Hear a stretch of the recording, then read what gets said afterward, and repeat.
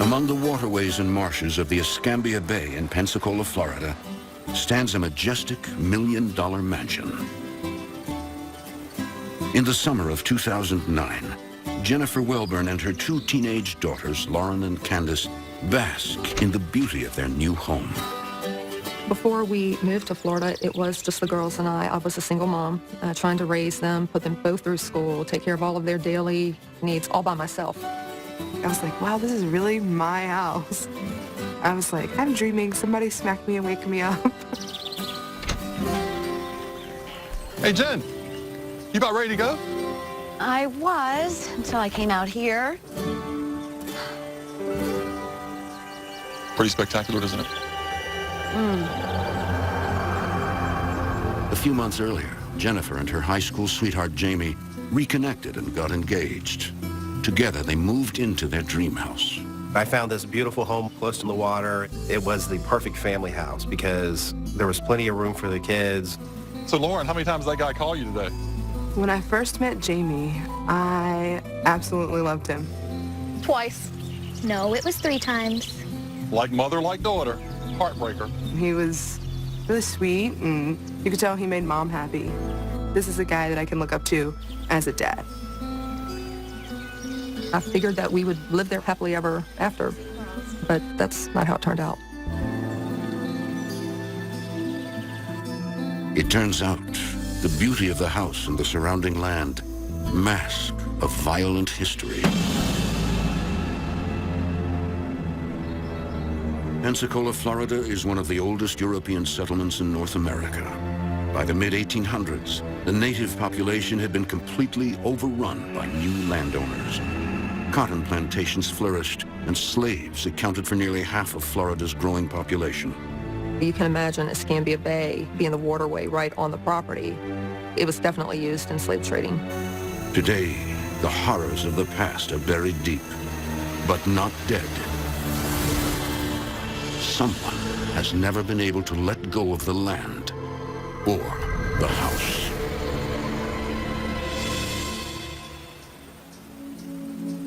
Two weeks after moving into the house was when I actually noticed the first signs of something strange going on.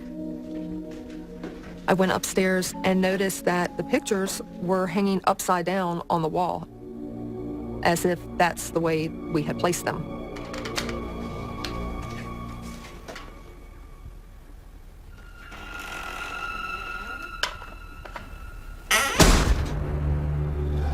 Initially, I thought that the girls might be playing a prank on me. Lauren? So I walked into my daughter's room.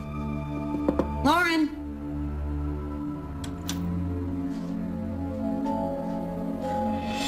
And her windows were wide open. Candace? The blinds were pulled up. So you know the air condition is on. Why are all the windows in Lauren's room open? She hasn't even been here all day. I didn't open them. Well, somebody opened them. It wasn't me. So I suppose you didn't flip the picture in the hallway either, huh? Mom, what are you talking about? Oh, forget it. Just please keep the windows closed, okay? Okay. I thought it was really weird, but I decided not to pay too much attention to it, and I just put it to the side and tried not to think about it. Over the following months, Jennifer isn't the only one who senses something strange in the new house. A few weeks after moving in, Lauren and Candace enjoy girl time at home, while their mom and Jamie are out. The first time something happened, Candace and I were alone in the house.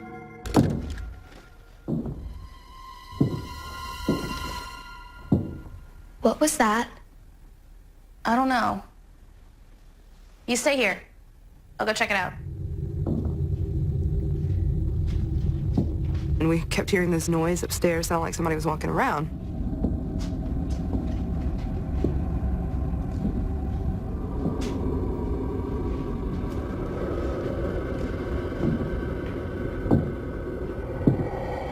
And I went into my mom's room where the noise was coming from.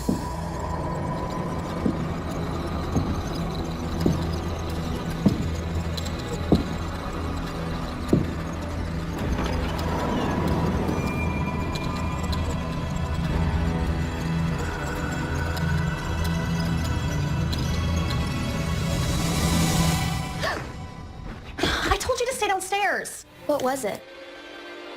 I don't know. There was nobody up there, so we just kind of swept it under the rug and just assumed that it was the house. Probably nothing. Come on.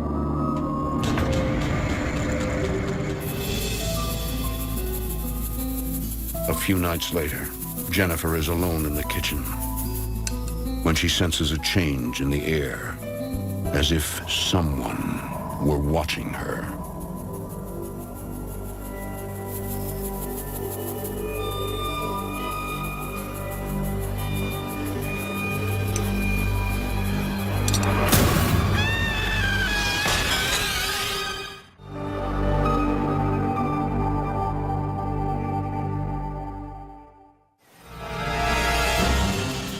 For the past month, Jennifer Welborn and her daughters have had the distinct feeling that they are not alone in their charming Escambia Bay, Florida mansion.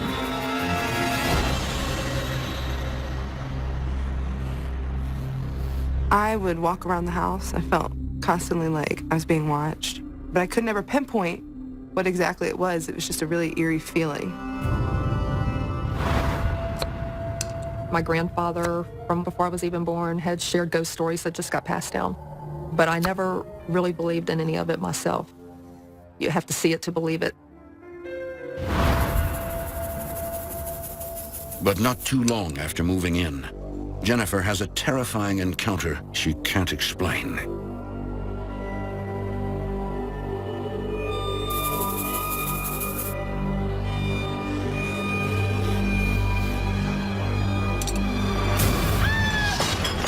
It felt like looking into the face of just sheer evil. I heard a blood-curdling scream, so I immediately ran down thinking that something very bad had happened. What's wrong? There's someone in the window! There's someone out there watching me!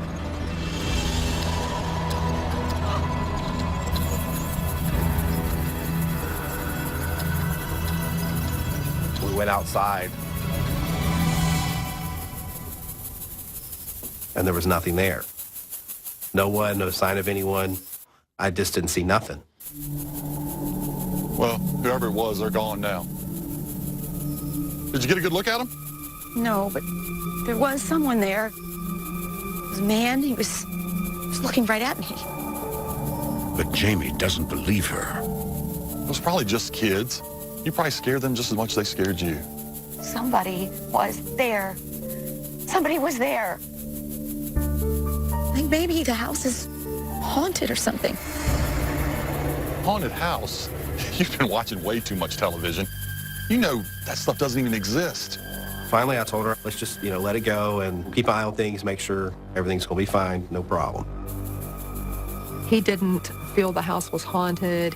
He thought that I was crazy. There's no way to explain what's happening, so he just didn't want to hear any of it. Come on, let's just go on back in the house, okay? Come on back in. I was really a battle with myself because on one hand, I knew what I had seen. I knew what I'd experienced. Come on. And on the other hand, I really didn't believe it. Everything's all right. I just could not believe that I had a ghost in my house that was haunting it.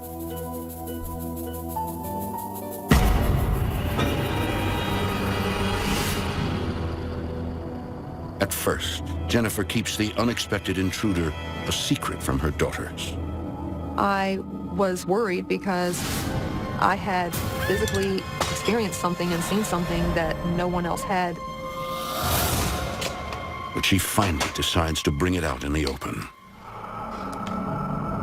I've sat down with the two girls and explained to them a little bit about what I thought and what I felt, and sure enough, they were experiencing the same types of events and emotions that I was. I finally felt like, okay, I'm not going crazy. Finally, someone else can see this too.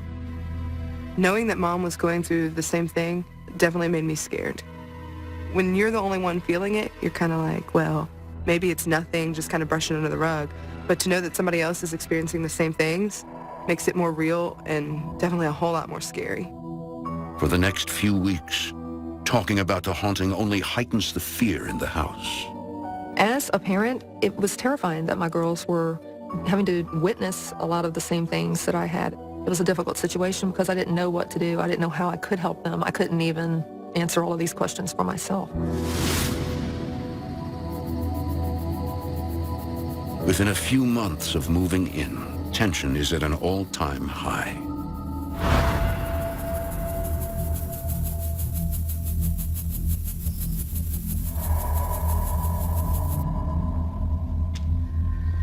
Lauren finds herself walking around on eggshells, in constant fear of the unknown and the unseen.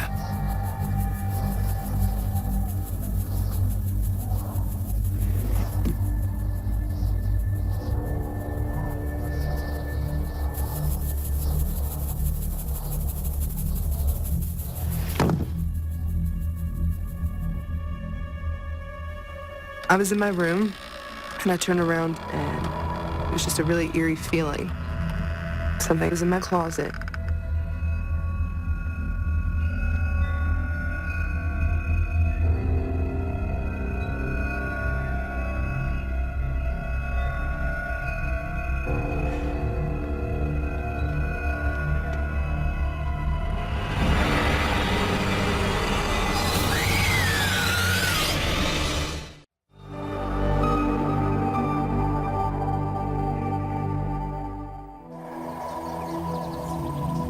For the last few months, Lauren and Candace Welburn have been experiencing paranormal activity in their $1 million Pensacola, Florida home. Everywhere they go, the teenagers sense evil. While their mother, Jennifer, is convinced she's seen a ghost. I was terrified. I was afraid for my children. I was afraid for myself. Jennifer's fiancé, Jamie, doesn't believe her. Strange things were happening in the house, but I didn't believe in the paranormal. It was such a big house, I just thought that maybe she wasn't used to it because it has its own little creaks and sounds.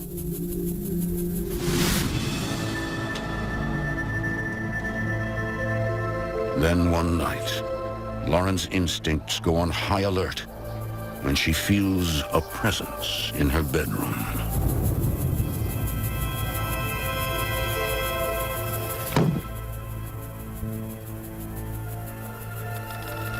I was in my room, and I turned around, and something was in my closet.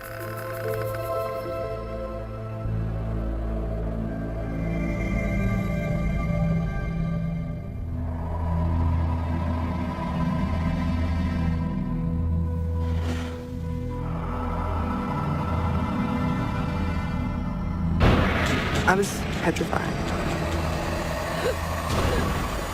It had this hold on me. It wouldn't let me call for help. I tried to scream out for my mom, but I couldn't get anything out. I felt absolutely helpless. I don't know how long it was, seconds, maybe minutes before I was finally able to scream. I heard Lauren scream Lauren, what happened? and could tell by the way she yelled for me that something had hurt her. Honey, what's wrong? What's the matter? She picked her arm up to hang on to me, to cling on to me. She had two, it looked like claw marks. They looked fresh. It was pretty new, whatever had happened.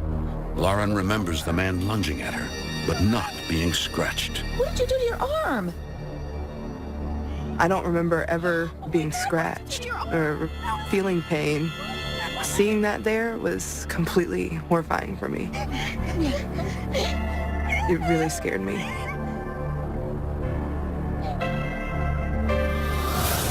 Jennifer fears that the ghost she saw in the window has now attacked her daughter. What happened? There was a man. She was scratched. Look. Jamie has no idea what to think. Now both his fiancée and her daughter are convinced the house is haunted. By what? The first thing that went through my mind is, how did it happen? Has she decided to hurt herself for attention, hurt herself and not want to tell us? I mean, I'm really concerned of what the surrounding circumstances are of how it actually happened. She doesn't know. There was a man. It attacked me. I'm not going back in there. I can't go back in there. You don't have to, honey. You don't have to.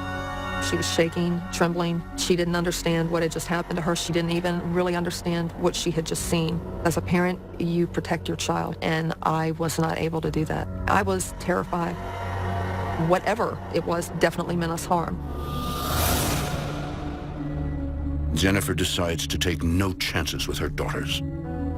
That night, we took Lauren and Candace, and we all slept in the same room. I didn't want my girls alone. I didn't want to be alone. We needed to be together where we could look out and protect one another. No longer able to hold back her anger, Jennifer confronts Jamie about the haunting. What are we gonna do? About what? About the house. Lauren was attacked. I'm really worried. I don't know, Jen. I just can't believe this stuff is happening to us. In the world I live in, if someone's a threat, you can face it. And there I felt like there's just nothing I could do. I couldn't really give them any peace of mind. I mean, what could I really say? It was really frustrating that Jamie did not believe. Well, I'm gonna find someone who can help us. Okay. I knew that my house was haunted. I had to get help. I had to do something because I did not know what was going to happen next. With the help of friends, Jennifer finds Tony Talley, a paranormal expert, and invites her to investigate the house. My name is Tony. I'm an empath, and that means that I feel things very deeply about environments and people. Right away, Tony feels that the energy surrounding the house is off. When I arrived on the property, something just didn't ring right. I felt very uncomfortable. The level of negativity made you feel like you had to look over your shoulder. You definitely knew something just wasn't right. Hi, I'm Tony. Jennifer reached out to me. My biggest hope with Miss Tony coming to the house was just to tell Jennifer that's all in her head and go back to being life as normal and just forget about the whole thing. Hi, thank you so much for coming. How is Lauren? She is still really upset. You could just really see that Jen was wearing the stress. You could see tightness in her jaws. Her whole body language just really showed that she'd been under stress for a while. She was refusing to sleep in her room. Well, that's where I'd like to begin. In Lauren's room. Is it upstairs? Yes, it's the first door on your right.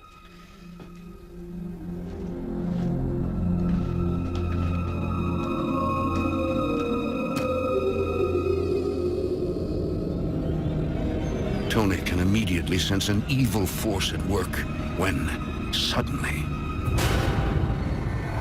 That dark energy, he had written his name in the mirror, H-A-L, Hal.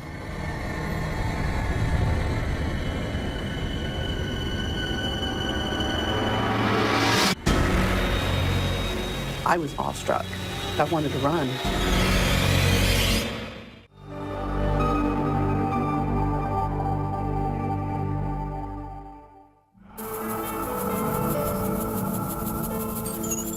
For the past few months, Jennifer and her two teenage daughters have been spooked by what they believe is a ghost in their Pensacola, Florida home. Then, Jennifer's oldest daughter, Lauren, is attacked. Lauren! Honey, what's wrong? As I saw the marks on her arm, I was terrified. I knew that if it had attacked her on this level, I was afraid what was going to be next. A skeptic of the paranormal, Jennifer's fiancé, Jamie, has been no source of comfort. I just thought people were just a little overdramatic. If the wind blew, they'd blame it on a ghost. I quite frankly didn't believe in it. Feeling desperate and alone in her fight, Jennifer calls upon Tony Talley, an empath with the ability to feel the presence of entities from other worlds. My biggest hope was that Miss Tony would be able to come in and give us our house and our lives back again. It doesn't take long for the ghost to introduce himself. There was a large mirror that had partially fogged, and that dark energy, he had written his name in the mirror, H-A-L, Hal. I was up close and personal and in a one-sided fist fight with dark, evil energy.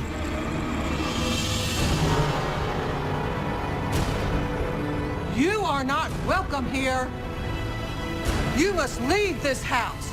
You hear about things like this, but till you see it with your own eyes, you just always kind of have a little bit of doubt when you hear other people talk about it. Well, now here I am in the situation that I can't doubt the people that have invited me. On the inside, it made me feel nervous.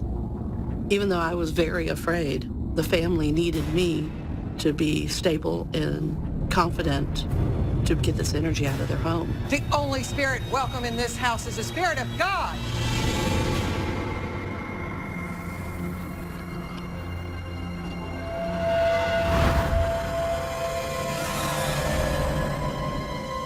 The ghost of Hal eventually draws Tony to the backyard, where a feeling of dread immediately washes over her. As I made my way around the outside of the home, it became very clear that a lot of lives were lost on that property. As an empath, coming in contact with that kind of feeling is extreme sadness. And then she sees them.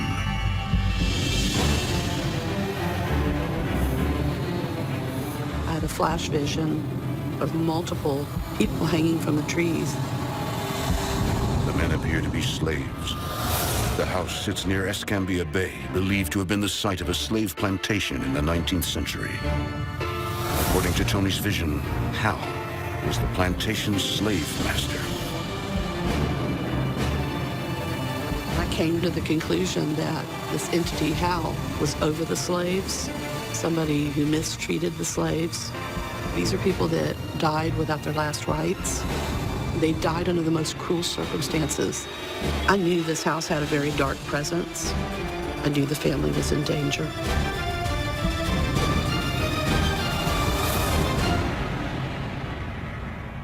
Tony gathers the family together and confirms their worst nightmare. Their house is haunted by an evil ghost. I know who attacked Lauren. His name is Hal. And he used to live on this land. Hal was a plantation master. It was ingrained in his personality to be cruel and inhumane. And he brought that with him into his afterlife. I could see Hal to be in excess of 6'2", very large build, very balded looking, a scour across his face all the time. You could see the meanness on this person from the top of his head to the soles of his feet. If he were to laugh or smile, it would be at somebody else's weakness or pain. I had not told her anything about what he looked like or what we had actually seen. She came in and described it to a T. I wanted to feel relieved, but I didn't. I felt more terrified knowing that someone who was an expert in this sort of thing had seen the exact same figure that I had seen. It actually made me more scared to be at the house. So how do we get rid of him? I believe we need to do a house cleansing. And I'm going to start in Lauren's room. At this point in time, I was willing to try anything to reclaim my house. It was surreal that Miss Tony was able to validate some of the things that were going on there. One half of me, I wanted to believe her, and the other half of me still didn't.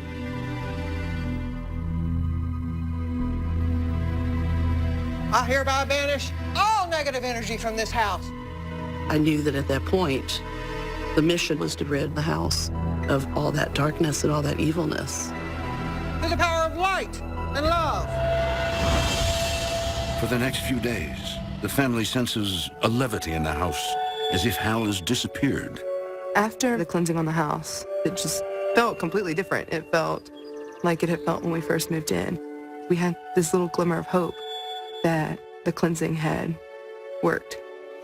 Everybody in the house just had an initial sigh of relief. Like, this is done. It's finished. I was incredibly hopeful that we were going to get our life back, that the house was going to once again be my dream home.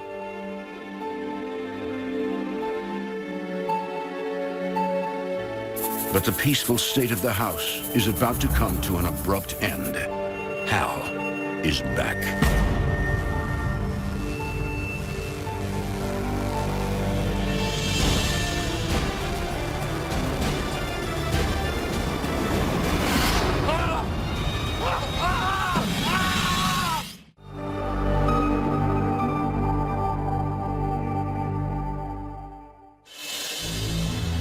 Ever since they moved into their $1 million mansion in Pensacola, Florida, Jennifer and her teenage daughters have been tormented by the ghost of a former slave plantation master named Hal. All of us were scared. There was a lot of tension in the house because we didn't know what to expect anymore. In the fall of 2009, despite her fiancé Jamie's disbelief in ghosts, Jennifer brings in an expert to cleanse the house of the evil spirit. But she soon finds out it didn't work. He was back, and he was back with a vengeance.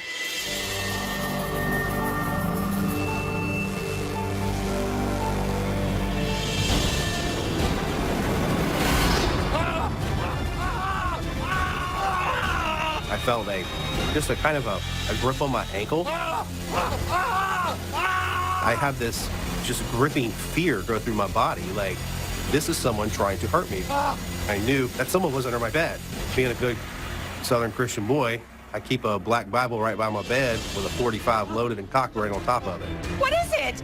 There's someone under the bed! I was terrified. I didn't realize what was going on and what was happening. You got 3 seconds to come out! I'm gonna open fire! I just wanted to get at it, and I wanted to inflict pain on it.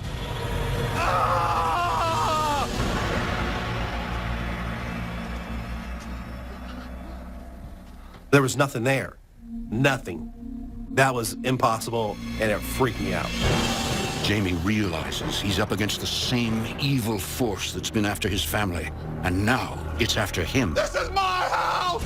I just lost it. This is my house! I went on a tirade. This is my house! A normal person would probably think I was insane. You want to bully somebody? Bully me! I felt so helpless. This is my house! I have a loaded .45 and I can't defend myself.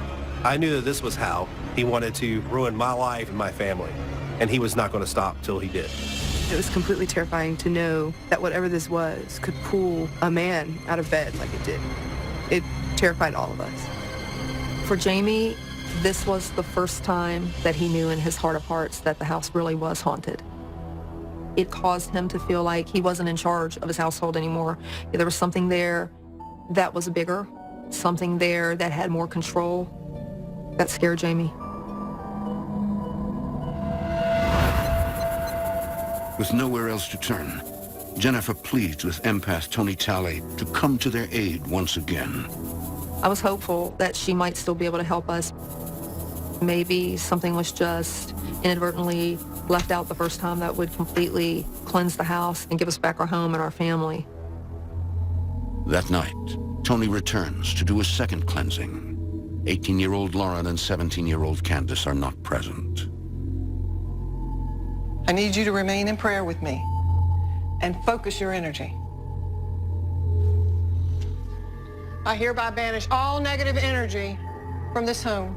When I was invited to come back to the home the second time, The Lord is my shepherd. after walking through and blessing and praying again, I knew it would take divine intervention to be able to get that dark energy out of there. He leads me in the path of righteousness for his name's sake. It made me very afraid for the family, afraid for the teenage daughters, afraid for anybody else really that would come into that home.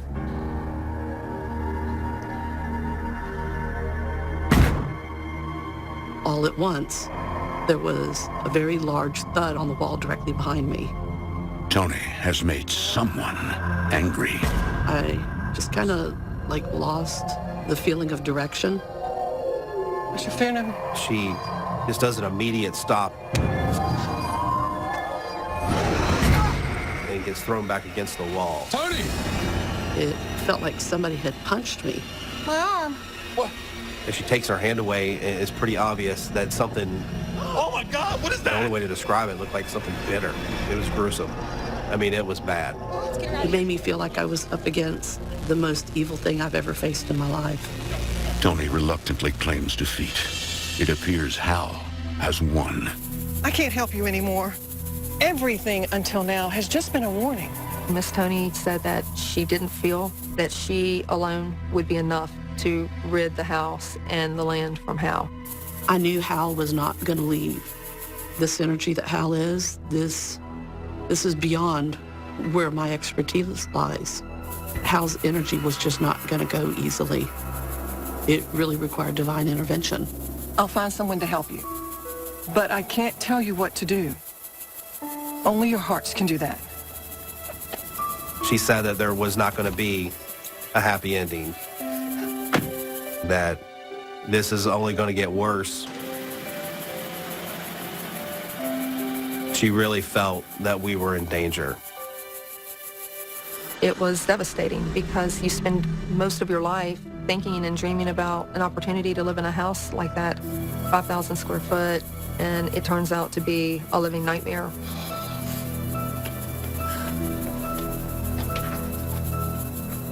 For now, Jamie and Jennifer decide to keep Hal's attack on Tony a secret from the girls.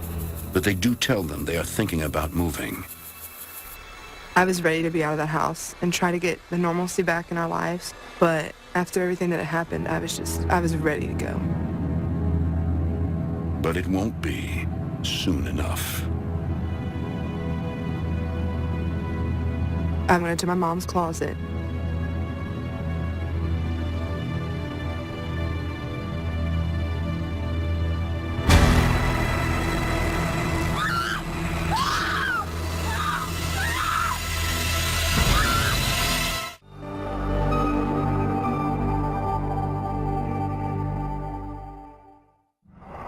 For the past 7 months, Jennifer and her family have been living in a haunted $1 million mansion near Escambia Bay, Florida, while an angry ghost targets family members one by one. An empath has had visions of a ghost named Hal, who she believes used to be a slave plantation master. He's angry. I was scared to death. He was a bully. He liked being in control. He liked people to be afraid of him. And has warned them they are in great danger. The family makes plans to move out of what was once their dream house as soon as possible. When Miss Stoney shared with us that we were in danger, Jamie and I decided to have a serious talk about the house. We didn't know where we would go, but we didn't know what else to do. We had to think about the girls.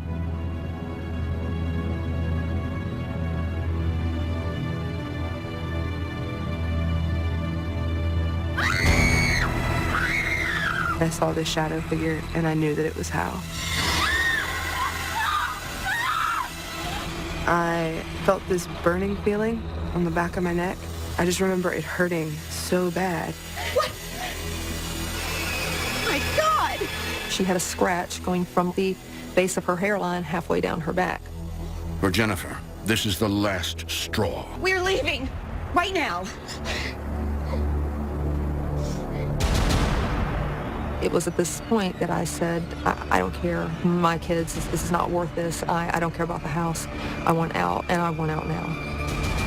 As much as I had loved the house, I didn't want it. I didn't care about having my own room anymore. I didn't care about how big the house was. I was done. I couldn't handle that house anymore. Come on, Candace, come on. Doesn't matter what it costs, doesn't matter what the devastation is financially. It's time to say goodbye, cut our losses, and get my family to safety. As crazy as it sounds, I felt like I was in a fight with what was in that house. Rose, come on, get in the car. Let's go. Get in, please. Come on. I've never walked away from a fight. That's the moment I had to concede that it won, that I would have to take my hit and move on. I focused straight. I put that car in drive. I never looked back.